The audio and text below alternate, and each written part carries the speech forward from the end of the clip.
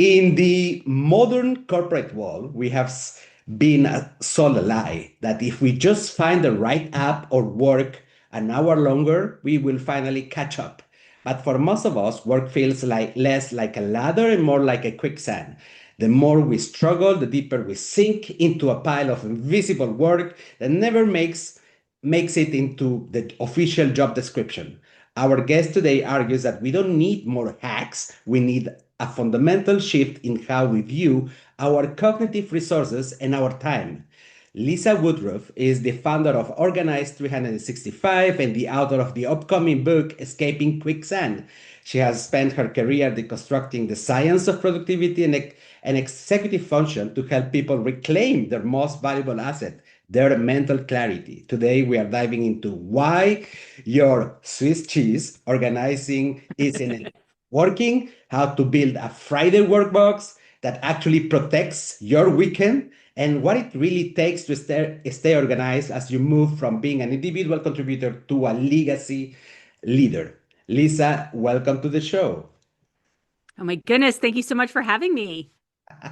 Lisa, I have so many questions because the topic is so important for people at work. And as I was commenting to you, it's just that our brain is full of things that come from the our home when we are at work, Mhm. and it's very difficult when we are trying to progress, to fulfill our purpose in the workplace, to have all this quantity of things that come from work.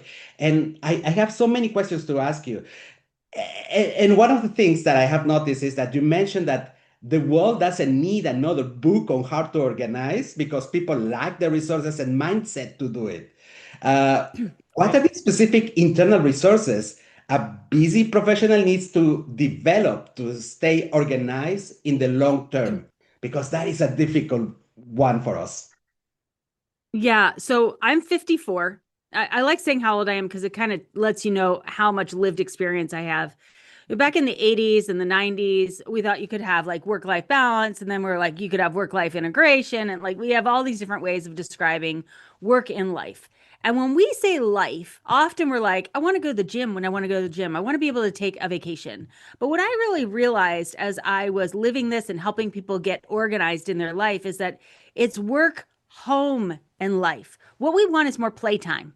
When do we get to play? When do we get to go out and play? And the truth of the matter is, we have a lot of paid work we have to do and a lot of invisible, unpaid work that we have to do at home. And those are both two full time jobs that we must do. And our brain is not a good student. Our brain is not like, I'm doing math and I'm doing reading and I'm doing this. Our brain is like, oh, you're working on a project for work. By the way, did you know that the house needs to be painted? Or you're at home and you're mowing the grass and you're like, oh my gosh, I have this great idea for how to, get the team to understand why we're doing this big initiative at work. And so the more that we try to make our brain do one thing at a time, the less creativity and amplification we get out of our brain. So I decided, how about if I follow my brain and then make the work secondary? So what I do is I allow my brain to have any thought it wants to have any time of the day. It doesn't matter. 3 a.m. is when it prefers to tell me the most. So whenever it has an idea, I write it down and then I put that written idea either in a work box or in a home box. And then I have dedicated planning time for work and dedicated planning time for home. That way the idea is captured. It never has to be acted on right away. And then when I get to that planning time for home and or work, then I'm like, okay, here are all the thoughts and ideas I had. Which things can I actually get done this week? So I take all my work principles and I apply it to the home and I do double planning every week. But then my brain is happier. It gives me bigger and better ideas and I don't feel so fractured. And I actually am more present at home and at work and I have a little bit of time for life. Lisa, I wasn't aware about this um, perspective to see life a little bit like a playful playground. And I like this idea of gamification. And by the way, without exactly knowing how you organize your things, I can tell you, I also in my to-do list, there is a mix of things that are not work related. It has to be a mix of what I have to do for home and what I have to do for real work, for work in Yeah. reality, and it gives me more satisfaction because then I don't have this clutter in my mind of thinking about something that I promised to my wife, I promised to my daughter. And it gives me more Yeah. satisfaction to say in the mornings when I'm preparing the planning of what I'm going to be doing, my way of doing it is what is going to give me the most satisfaction. It's not about urgency anymore. Most satisfaction to achieve in the day. And if I mix it with work and the rest of my life, then I feel this feeling of satisfaction. I love this fact that you are organizing in a holistic way because we are one human that is either Hmm. at work Hmm. or at home, and that there is a possibility to gamify it. Our brain likes pleasure, and there is a possibility to gamify even the stupid administration that we have to do sometimes at work, right?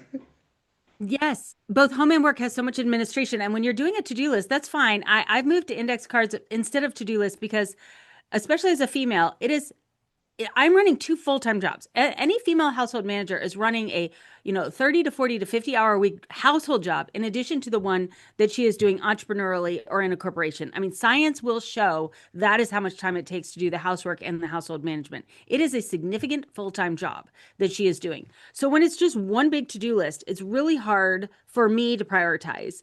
And so for me, like when I do make lists, and I don't do it often, but when I do, I'll have a work one and a home one as two different columns so that I know which hat I'm wearing because I am an entrepreneurial CEO and I need to put in a certain amount of work at the office in order to move the company forward. So I don't want to be too work heavy. I don't want to be too home heavy. But if I don't give my home enough time, then I pay for it in lack of productivity at work because I didn't get all my work at home done. So I do have to kind of balance it as if it's like subjects in school so that everybody gets enough of me and I do the most prioritized tasks when they need to be done, but I capture them all. I can see a copy of your new book, Escaping Quicksand. Yeah. And I wanted to understand for a corporate professional who feels like Mhm. they're sitting in emails and meetings, what is the very first branch they should reach for to start pulling themselves out? What is the first thing that they need to get rid of? Okay, so that question is, I can answer that question, and it's not actually the question that Escaping Quicksand answers. Escaping Quicksand is the book that I wrote in my 50s, reflecting on my 40s. What did I do to move from a reactive to a proactive person personally? And for me, and what I think happens to a lot of women by the time you hit your 40s is you've given so much of yourself to work, to home, to your kids, to your spouse, to your community that you no longer have any of your life on the list. Like you're no longer taking care of yourself the way you should. So now I'm thinking about the corporate professional escaping quicksand. It's similar to what you do in the household. So as a corporate professional, when I would coach with people in corporate, the number one thing I tried to get that corporation to do was establish times when they did not use direct messaging and instant messaging. Having direct messaging and instant messaging in your corporation is a recipe for disaster because everybody is just chasing the next bing. And it just destroys productivity. Most corporations would not change that policy, and so I wouldn't work with them. I'm like, if you won't create deep work time, then you aren't going to solve this problem. So I just wouldn't even work with them. So if you are the person that can make a decision, or even for your team, you could say, from 1 to 3, direct messages can come in, but you don't have to respond to them. Like, you need some time. Step two would be to bucket your days based on different tasks. So I have heavy meeting days, heavy deep work days, heavy administration days. I like Mondays and Fridays to be administration days because you can follow up with people and really get through your email inbox. And then have meeting days on Tuesdays because we're off a lot of Mondays. So if you have meetings on Tuesdays, you don't have to reschedule as often. And deep work days as Wednesdays and Thursdays. This is really hard to do if you're not the leader or the CEO. So if you are the leader or the CEO listening, you should do this for your company across the company because their productivity will skyrocket and you will not believe how much time is wasted by them going from a meeting to a little bit of deep work to administration back to a meeting again. There's so much task switching time that you are losing. If you are a employee, you can start to create fake meetings for yourself, which is where you do deep work and kind of trick the boss or whoever. But if it really is a leadership problem. If the leader really wants productivity and profitability, then they must allow for different kinds of work, which require different energy. Meeting work, deep work, administrative work, those all need different kinds of energy and time allocations. Hmm. I love this I trick know, about too long of an answer. no, it's perfect. It's perfect. I love this trick of creating fake meetings. It's not really Mhm. fake, but you need Right. Lisa, I can tell you, whenever I have a recording with a guest, I need 1 hour Yeah. to be present because I've been doing 10 million things before my brain is not present. So I need to prepare to read a little bit the questions that I wanted to ask. I needed to be in the right mood. So I need to block that time so nobody Yeah. can use that time 1 hour before a recording so that I can be finally present. Uh, Another thing that you have mentioned is about women, and I know that you put a lot of context in women, and it's fully understandable because in the world that we're living today, men do not have as much as of the home task as women. Yeah. So the people with more pain at work is basically women. Let's talk a little bit more Mhm. about this pain because I Okay. think that we talk about all the options that women can have in order to thrive at work, to have a career, and all the stuff, all the sacrifices that they're having they're doing, but we don't talk about the current pains because I have the impression that is less obvious of thinking about women crying alone because they have been overloaded between the kid asking for Yes. more presence, things that have to be done at home, work related things, opening the laptop at 10:30 after the kid is in bed Yes. and the husband has been reassured about his career. Tell me more about these pains. Yes. So women are very relational creatures. We can handle a lot and we can think about a lot of things at the same time. So often I'll be in the kitchen at the end of the night. I'm not cooking, by the way. I'm just standing there. My husband's cooking. My daughter lives with us and our grandchildren. So the 4-year-old's trying to get my attention. My daughter's telling me about her day. My husband wants to tell me about his day. And he's asking me a question. So Hmm. I'll answer the question while I'm grabbing up the little 4-year-old and I'm nodding to my daughter saying, I hear what you're saying. I'm going to get to you next. And my husband will say, You're not listening to me. And I said, I heard everything you said. Because I, as a teacher and a wife and a mother, I can handle all that. He can handle one thing at a time. So women are unique in our ability to do this. Secondly, women have been running households since there were households. So for millennia and millennia, all the way back to cave woman days, like she was running, it was called a cave woman that ran the cave. Like, like women run households. Households are economic entities. In the United States, 68% of US GDP is household spending. So she is running a business, a financial business, an operational business. She's got products, she's got parenting, she's got all these things going on. And we've become very good at what we do at home because we create schemas for everything that we do. Like after we do something a couple of times, just like you would do in work, we create an SOP in our head. It's called a schema, and we take it out of working memory and we put it in long-term memory. And over time, we become experts at running our household. The problem comes when a woman is in her late 30s and early 40s. She's been doing both working in the workplace and or she's going back to working in the workplace, possibly parenting, and she's running a household, and she loses the amount of mental ability to do both.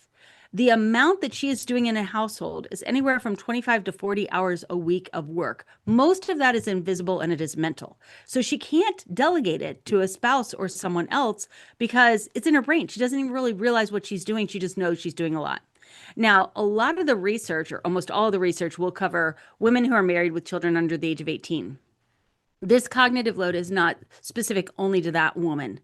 Women are also the ones that often become the default child to take care of parents and grandparents or siblings or friends, and they have that caregiver load as well.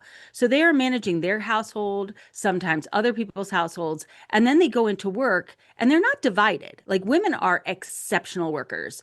Everyone in my office is a former stay-at-home mom. Like I love it because they can run so many things they don't even realize they're working. They don't realize it's work because they're so used to doing work.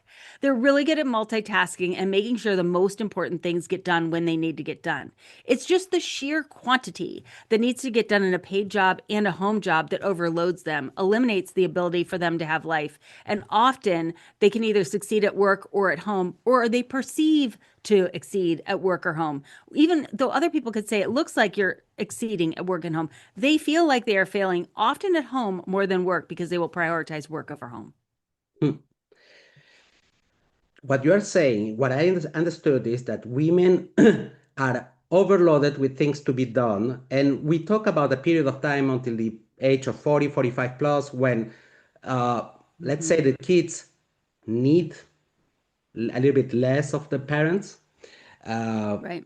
and I have noticed, and I don't know how true it can be if it is just an observation in coming from Switzerland, looking at a lot of neighbors, discussing with friends, that Mhm. at the age of 45, there is a high likelihood of depression because suddenly Mhm. there is less need of that person.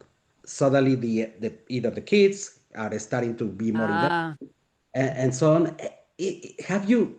I mean, this the purpose in women. It can be because of the society. Not. I don't think that it was really the choice. That the choice it was to devote themselves to take care of others, and suddenly it is not there, and then it's removed, and then there is like even work doesn't compensate, and right. I have seen women at the age of 40 plus taking pills, having a little bit of anxiety. Have you observed the Mhm. same? Is it something that is Okay. Yeah, you're dead on. You're spot on. And it's not even observation. Like science will show this, and it's not parenting and it's not women, it's women and men. It is whether you have children or don't have children. There is this unhappiness you in all psychology, in all studies. And it happens around your mid 40s until your 50s. And all of a sudden you get happier for the rest of your life. So there is a period where men and women really struggle. Now, right now, I would say it is because you have this, for me, it's yes, the kids are getting older and it is easier, kind of, to have adult children, but immediately we had grandchildren and then we had parents that were needing us and I had to settle my dad's estate. And, you go through global financial crises on the regular and political upheaval and all of these things. When you are in your 40s, for me, having been through it, I feel it's like a re-upping on like what do I want to do for the next 50 years. Like I always wanted to live to be 100, and in my 40s I was like, well, I can't keep living in this depressed, worn out, overwhelmed, reactive body. I need to become positive and proactive and healthy and well again. Like I need to invest some in me because this car is not going to get me to 100. Like it's going to be a jalopy on the side of the road. Like I need to strengthen myself. And I think in your 40s, we make those decisions. Some people will change who they're married to. I'm so grateful that we didn't. It's marriage is kind of hard in your 40s. You struggle a little bit, so you have to really put a lot of effort in and re-up with your partner. But then as you get into your 50s and 60s, science will show that we do get happier and happier once we kind of recalibrate for the next half of our lives.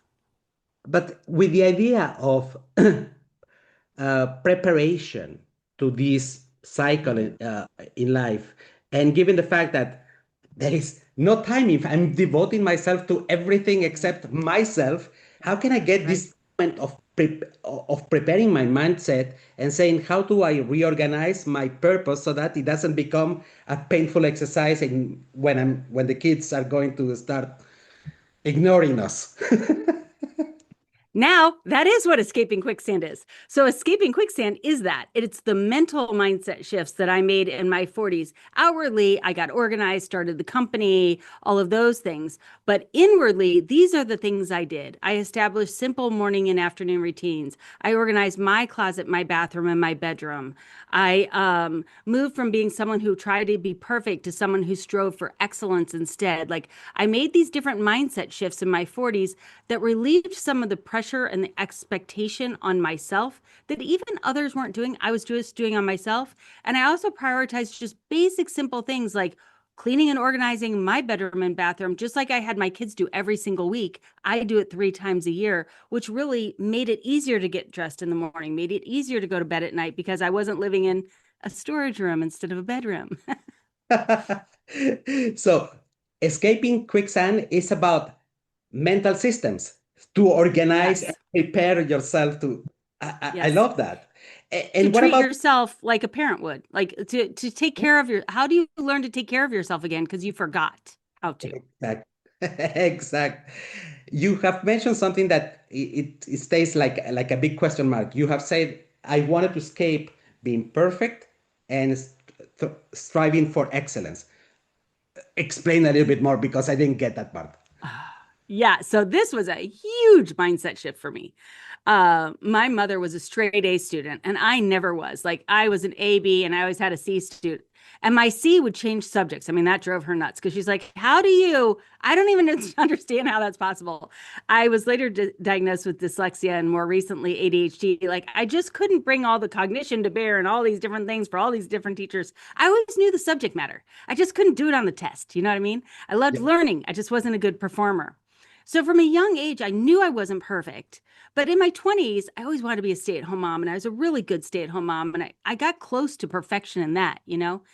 But this idea of striving for perfection, of the perfect house, the perfect schedule, the perfect kids, it's exhausting and it's impossible because there is no such thing as perfect. So for a period of time, I was like, well, I'm just not a perfectionist because perfection doesn't exist. So I tried to convince everyone around me that perfection didn't exist and that's why I wasn't a perfectionist. And that kind of worked, but it was kind of like a, well, I'm less than you. I can't do this, so I'm just going to give myself a pass. And I didn't like the way that felt.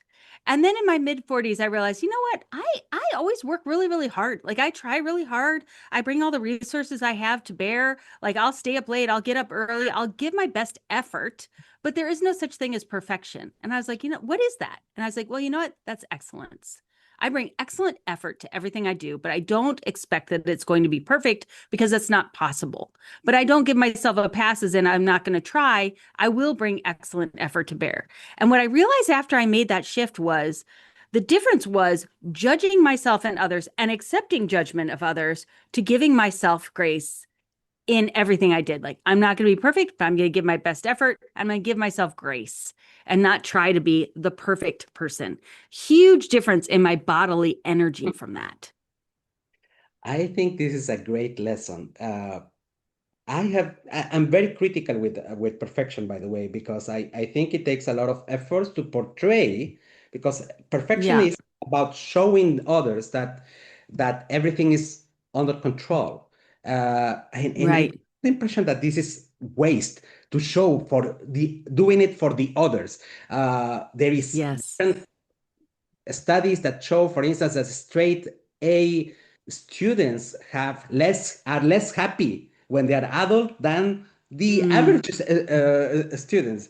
And I like the idea of excellence because it also goes inside tapping into this idea of self-awareness, because you need to know what could be your hmm. strengths, what are the things that are easy for you to take resources and make it happen, make some magic happens. And then there is also the idea of fulfillment, and fulfillment is a contributor of happiness, and we have more chances being Yeah, imperfect. That's yeah. the truth. And excellence is unique. Like Yeah. you are a unique person and you can be excellent in what you are. Perfection is kind of like having everybody go up to a certain standard and comparing. And I think what makes the world awesome is our uniqueness. Mm, yes. You talk a lot about invisible work at home, Yeah. and Yeah. I wanted to understand how that this concept translates into a corporate environment, and also why leaders often overlook the organizing time required for the teams to be productive. So it's almost like, let's start, but we don't have the time to make it happen in the most efficient manner. So how can we use this concept of invisible work and translate it into the workplace? Yes. Okay. So awesome. Invisible work at home is like the managing and organizing and calendaring and planning and budgeting. Like that's invisible work at home. We have all that invisible work at work too. So when I think about work and I talk about work, and this is just my lived experience as a CEO and a strategic visionary leader, My invisible work is driving to get fast food onion rings while I'm thinking about and dreaming about possibilities, or looking at something that's happening in the world like AI or what's happening politically and how will that impact our business and things like that. That's the invisible work I'm doing as a strategic visionary. And I'm doing that at night, in the middle of the night, when I'm, taking a walk, working out. I'm not usually doing that during the work day. But every single person in your organization has a different kind of invisible work. I don't do a lot of administration work because I have an executive assistant. And I think this is something that leaders fail to realize. The leader invisible work is different than the project manager's invisible work, or the administration invisible work, or customer services invisible work, or operations invisible work. So the invisible work of our warehouse in operations is watching how everything works in the warehouse and thinking, you know what, if we move this product over here, like when we're in a low period, we actually will reduce steps and we'll be able to be more efficient during a sale time. That would be invisible work in operations. Invisible work in customer services, you know what, we're starting to get different questions. We haven't updated the FAQs on our website. If we updated the FAQs, we would have less questions coming through, and or we've launched this new thing. It wasn't communicated really well. So we should have an autoresponder going out in our customer service saying, we're going to get to yours, but these are the top questions we're getting right now. We do that all the time. Whenever something comes through and we see a question come through a couple of times, we immediately update the autoresponder. And then, of course, we go through every single person. So it is your work, your job description, what you get paid to do. You really only do like 20 to 30% of the time, like working on the project or whatever. Then you have meeting time, then you have administration time. And when you were talking earlier about blocking out meetings on your calendar, I actually have two calendars. And I think this would be a great strategy for everyone. I have two calendars. I have the public calendar where everybody can see where I have meetings. And if I don't have a meeting, you could pretty much book on my calendar or get a hold of me. But then my second calendar, which I lay on top of that, they're both Google calendars. I then time block every single minute of my day. So I time block when I need to record my podcast and do my administration and do my, project work, so that when a meeting gets scheduled, I know what invisible work that my team doesn't see that I do has to get moved somewhere else. And then I can go back and say, we have to move this meeting, or I know I'm working late, or I'm working Saturday because I took that meeting. As the CEO, I'm always going to take the meeting and work more hours. But my employees need to be able to track their time so they can come back to me and say, Lisa, you put me in 3 more meetings this week, which means the report that you want is going to be a week late. Are you okay with that? When you can be that clear with your leader, when you know where your time goes, then they will know what time they're taking away from you. So we need to make visible. I love to play around with time and try to make it as tangible as possible. Every single thing you do should be on your work calendar. And how I train my team to do that is, at the end of a 30-minute session, go back and put down what you actually did. So at the end of the week, you'll see where your time went. If you're not really good at projecting out, be really good at documenting going back. And after you have a couple weeks of data, if you're not good at time management, just take that to your leader, because they're probably good at, leaders are always good at time management. And also, when your leader sees where your time is going, they will eliminate some of it. I eliminate a lot. I'll eliminate meetings, projects, things. I'm like, we're still doing this? We shouldn't be doing this. Yeah, show them where your time's going. You're going to get out of a lot of work. I like this idea of documenting back, because our brain, I think, doesn't have so much perspective on where the time went. It happens to Right. me very often. What did I do today? If I haven't documented what I did, and if I document it, I have the possibility to judge if something needs to be pivoted, ditched, or can carry on, and also to see a little bit my sense of that. I'm tired, but I know why.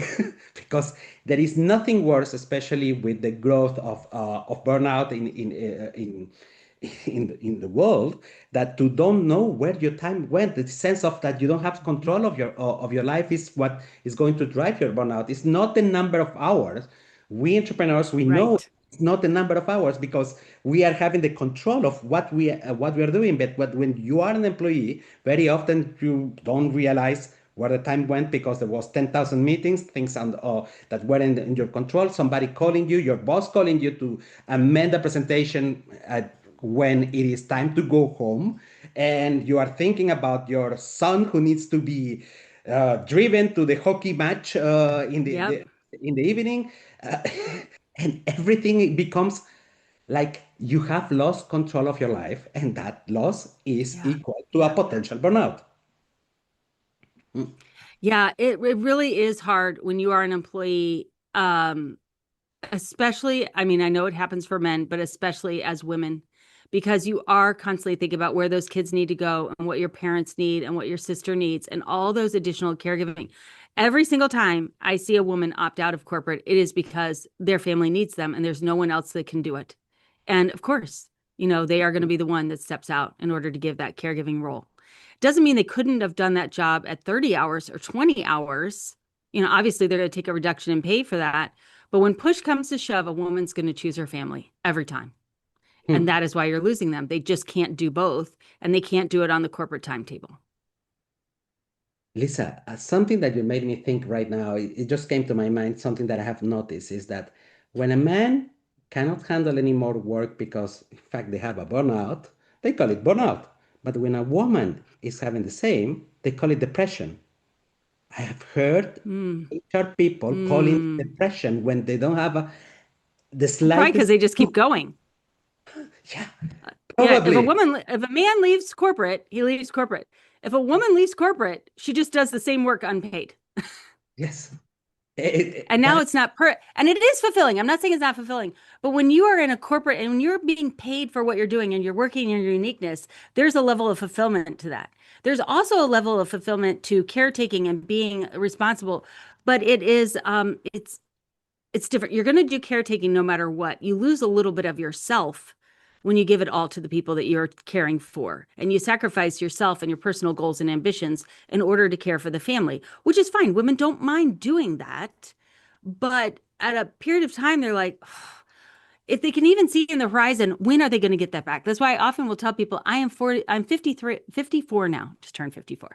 So I'm 54. When I turned 50, I went back and got my PhD. I would have never thought I would ever get a PhD, let alone have the time and money to get a PhD.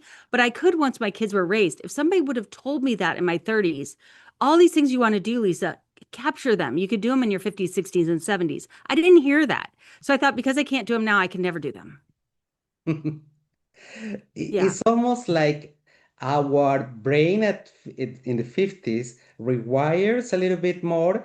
And this lack of confidence that we had back in the days when we were 25, maybe we had all the full Mm-hmm. our full mental power, but we didn't have this wisdom to understand what are we good at. It's not about memorizing this PhD, it's something else. It's a little bit having insight, getting to know a little bit deeper, having curiosity. And now I have it. And now when we are 50, we can Mm-hmm. do whatever the Mm-hmm. hell we want, finally. But sometimes, And we prioritize. Yeah, we prioritize because we don't have as much energy. So it's like, well, if we don't have as much energy, then I want to do something I want to do. Like, yeah, yeah, wisdom. It's definitely wisdom. yes, Yeah. I love that word. Um, Yeah. I don't know in which of your books, but he wasn't in Escaping Quicksand, but I think in another book you advocate for a Friday workbox system. Yes. If a Yes. white collar, so an employee only has 15 minutes this Friday afternoon, what are the most doable steps to ensure that they don't carry work stress into their weekend? Okay, so I have eliminated my Friday workbox line because I'm going all in on the home, and I was too divided in trying to support work and home. But you could still do the Friday workbox without the full system. And basically, the idea was this: on Sundays, I go through my Sunday basket and I plan my household so that I can be fully available for work Monday through Friday. On Friday, I still do my Friday workbox. And my Friday workbox is all the open loops that I have from the week. So I look back on my calendar, I'm like all the meetings I've been in, all the emails that are still in my inbox. And I look at them on Friday and I also look to next week and I'm like, okay, who needs to hear from me? Where a status update on a project that I'm doing, a reply to an email, even if I can't get the full reply. Hey, I've received your email. I'm going to address this next week. And then looking at next week, what you have coming up. Hey, I know we have a meeting on Tuesday. Here's where I am on this. Can you get me this before the meeting, or will you have this ready for the meeting? Contacting people that you're going to have meetings with next week. Like, hey, I'm looking forward to our meeting on Thursday. Anything you want me to do to prepare? So it's kind of like closing loops and opening loops for next week, so that when you leave on Friday afternoon, you're not like, oh, shoot, I never got back to Susie about if that meeting was or wasn't good. 15 minutes isn't enough time. It takes me about 90 minutes, But that is how long it takes to close loops and open loops. Like that is the planning time that is essential for work. Why we think that this should be optional or it's extra is kind of crazy. Why are we not just building in planning time in our week? Like planning gives you time. If you spend 90 minutes planning, you're going to get 4 hours next week. And you know this is true. If the night before you look at your calendar for tomorrow and you write out what you need to do tomorrow and think through the meetings you're going to have, you fly through that day and you feel like a boss. If you just show up on Monday, you're like, oh, shoot, I forgot this meeting was today. Your whole day is off, right? So Yeah. planning is really a gift to your future self. And if your boss doesn't give it to you, your leader doesn't give it to you, you should take it because it will make you a better employee and it will make you have better, physical work-life balance. You're never going to have mental work-life balance, but physical work-life balance. In my youth, I did a mistake.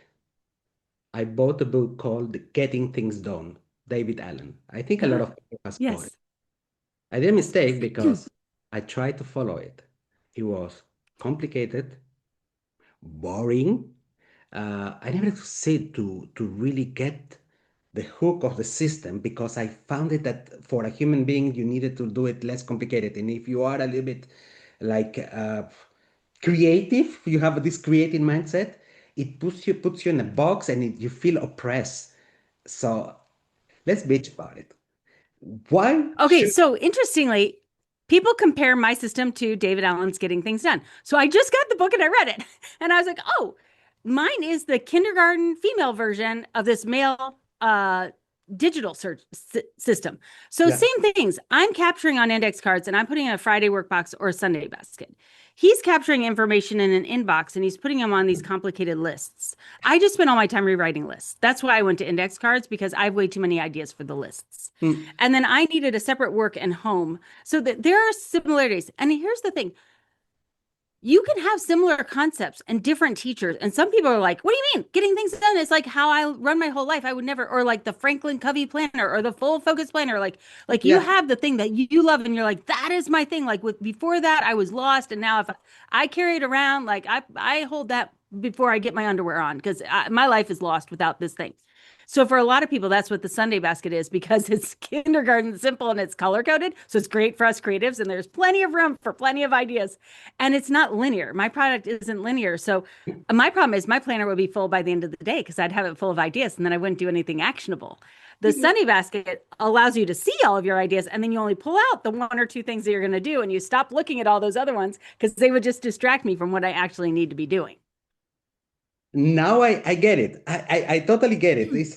We need one options, but Lisa, Yeah. I can tell you the truth. I have been asking around for whom does it work getting things done, and I found like a scientist. It working in Yes. here in Switzerland, we have a PFL, the Engineers. Federal Institute of Technology, using Mhm. this, and he says he has been using it for years. But otherwise, in the workplace, people who have read the book, they can even tell me how it works by voice. They are not capable Mhm. of making it function because it's too complex. It's simply Because too, we have the system is not too complex. We have too many inputs. yeah. And here's another complication to when Getting Things Done was written was long, long time ago. When you Mhm. talk to, and this is different than when I had children, but now I'm hearing from people who have children now. When you want to do your calendar now, you have to go to your work calendar, your home calendar, every single app that your kids are in. There's a school app. There's every single sport has a different app. It's not even one source. You have to go to all these different apps. Then you have to go to your social media and check them, see if you have any LinkedIn messages. Then you have to go to your email. Then you go to your text. Okay, how many things have I been to now? 10 places where I have inputs. Now I'm trying to get them all in the system. Okay, once they're in the system, now I'm trying to organize them. Like life is really, really complex now, no matter what system you use. Once you find a system that works, just make it work for you and keep using it and don't worry about it. So if you love getting things done, keep using getting things done. If you've tried a million things and they don't work for you, the Sunday basket's kindergarten simple. So it might work for you because I was a kindergarten teacher. But you need a system and there are no home systems. period. So you have to create one from scratch or use one that you find. At work, there are systems, and I'll often say, like, there aren't any systems at home, so I have to do the home system. As soon as I got rid of the Friday work box, many corporate people came to me. They're like, Lisa, our systems suck. We don't have systems. You need to come into corporate America. And I'm like, I can't do both right now. I'm going back into focus only on the home. You can easily adapt the Sunday basket to the Friday work box. Okay, one last question. So you talk about why Swiss cheese organizing, doing little bits here and there, is not working. How Yes. does it look like this completed organizing win for a digital worker? So you mentioned all these apps connections, and by the Yes. way, I empathize Yes. with so many sports apps that for the Right. kids. I hate it. I hate it. Yeah. Yes, it's so complicated. Okay, so I'm gonna give it to you in the home and then I'm gonna pull it over to work because what I find is we all live in homes and our work experience is much different than our home experience. So Swiss cheese organizing oriented at home. It's the weekend, you're like, I'm gonna take back this house. You come in, you clean the kitchen, you do the family room, you're gonna have the kids do the toy room, you do the garage if you have one. You get to the end of the weekend, you're like, everything looks great. I did great. Next weekend, you have to do it again and again and again because it's not organized. You just cleaned, decluttered, and straightened it. You didn't actually organize anything. You didn't change anything organically. So, what I say is the antidote to Swiss cheese organizing is actually taking time, a couple of weeks, 3 weeks, 4 weeks, 5 weeks, 6 weeks, and go ahead and organize spaces that aren't organized that will last longer, like your closet, your bathroom, and your bedroom. Like really deep clean your closet. Take a couple weeks and do it. Go through your bathroom, get rid of all the samples, all the expired things, reorganize, move up the things that you use more often, move down the things that are in prime real estate you don't use anymore. Go through your bedroom, clean it out, put things back where they're supposed to be. They all ended up in your bedroom. That will stay organized for 4 months or more. So now when you come in and you do the family, like you do organizing that's going to stay organized. Now let's take it to work. Swiss cheese working at work is normal work. Where you come in, you check your email, you go and you put something in the kitchen, you go to a meeting, then you go here and like it's just like this popcorn around all day, all week, never done, can't figure out what you're doing. How would you change that? What I would do is I would be like, what is the one thing that I want done by the end of the week? Like I don't want it on my list next week. The only way to move from Swiss cheese working to really working in time blocks is to get rid of some of the work that you're doing. So when I did the Friday work box, everything had a color. Pink was marketing. So that was like leads or marketing or ideas or things that had not gotten into the team yet. Purple was your customers or your projects or whatever you're actually delivering to the marketplace. Blue was the team that you worked with, in-house, out-of-house, contracts, whatever.